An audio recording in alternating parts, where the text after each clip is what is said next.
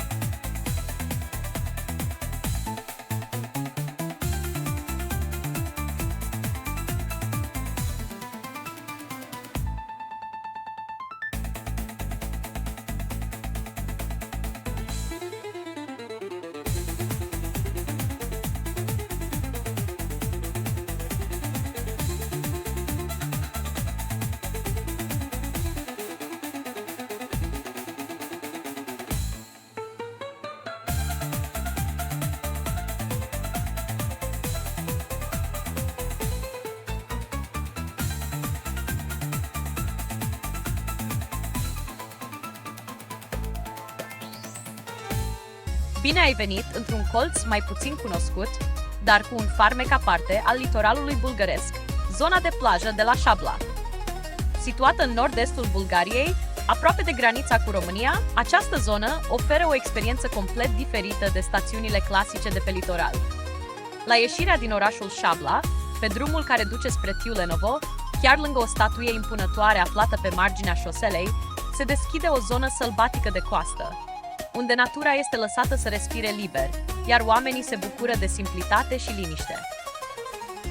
Accesul către această zonă se face relativ ușor.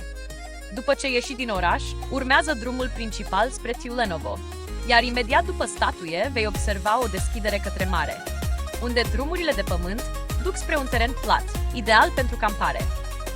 Zona este frecventată de camperi, rulotiști și van liferi din toată Europa, atrași de libertatea de a campa aproape de plajă, fără restricții și fără aglomerație. Aici nu vei găsi infrastructură turistică. Nu sunt terase, toalete publice sau baruri pe plajă. Tocmai de aceea locul atrage un alt tip de călător. Oameni care vor să se retragă în natură, să doarmă sub cerul liber și să se trezească cu sunetul valurilor. Nisipul este fin, marea este curată, iar atmosfera este calmă, fără muzică tare sau agitație. Ce poți face aici? Poți campa liber cu rulota, autorulota sau chiar cu cortul în apropierea plajei. Te poți bucura de o zi de plajă liniștită, cu mult spațiu în jur și fără aglomerație. Înotul în apele Mării Negre este plăcut, iar zona este ideală pentru relaxare și bronz natural. Răsăriturile sunt spectaculoase, iar apusurile pot fi admirate chiar de pe marginea falezei. Poți face plimbări de coastă în direcția Tiulenovo sau către farul de la Shabla, aflat în apropiere. Zona este bună și pentru pescuit, fotografie de peisaj sau pur și simplu pentru o pauză de la ritmul urban. Aceasta nu este o destinație comercială, ci una autentică, cu un aer de libertate și spirit de aventură. Dacă îți place să călătorești pe cont propriu, să descoperi locuri nealterate de turismul de masă și să petreci timp de calitate în mijlocul naturii, atunci plaja de la Shabla ar putea deveni una dintre destinațiile tale preferate de vară.